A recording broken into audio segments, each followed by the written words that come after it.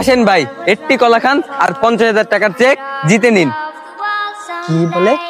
একটি কলা খাইলে 50,000 টাকা পুরস্কার? তাহলে তো আমার খুব উপকার হবে।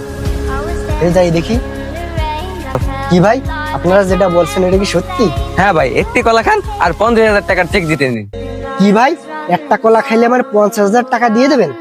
আর একটা কলা খাওয়া কি কোনো বিষয় নাকি? তবে সত্যি কিন্তু আমার 50,000 টাকা দিতে হবে ভাই। তাহলে ভাই আমার দিন, আমি খাবো।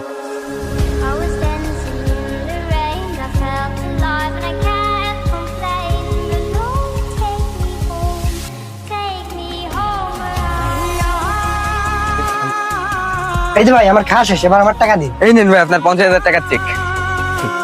ভাই সত্যি আমার 50,000 টাকার চেকটা দিয়ে দিলেন, ধন্যবাদ ভাই। আমি আসি তাহলে। আরে আলিফ, একটা কলা তো সবাই খাইতে পারে, তুই একটা কলার জন্য এই ছেলেটা 50,000 টাকা দিয়ে দিলি? তাহলে শোনো ভাই, আমাদের তাহলে ব্যাকগ্রাউন্ডে যাইতে হবে।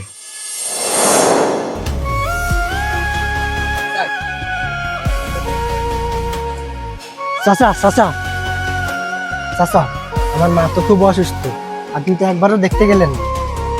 তোর মা অসুস্থ, আমি কি করবো? আচ্ছা যা, আমার কিছু করার নেই, যা। বুঝছি চাচা, আপনার কিছু করার নেই, কিন্তু আমার আব্বা মরার আগে আপনার কাছে যে জমিগুলো রেখে গেছে ওইগুলো আমার বুঝাই দিন। ওইগুলো বেচে আমার মার চিকিৎসা করাবো।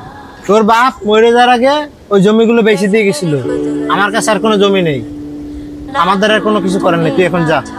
কি কোন চাচা, আপনি যদি আমার জমিগুলো বুঝাই না দেন তাহলে তো আমি আমার মাছ চিকিৎসা করাইতে পারবো না, আর আমার মারে বাঁচাতে পারবো না। তাছাড়া আমার আব্বা তো মরে যাওয়ার আগে আপনাকে বলে গেছিল আমাদের দেহে শুনে রাখতে, কিন্তু আপনি তো দেহে শুনে তো দূরের কথা, আমাদের তো খোঁজই রাখেন না। তোর মার কি হলো তোর কি হলো আমার দেখার দরকার নেই, সর।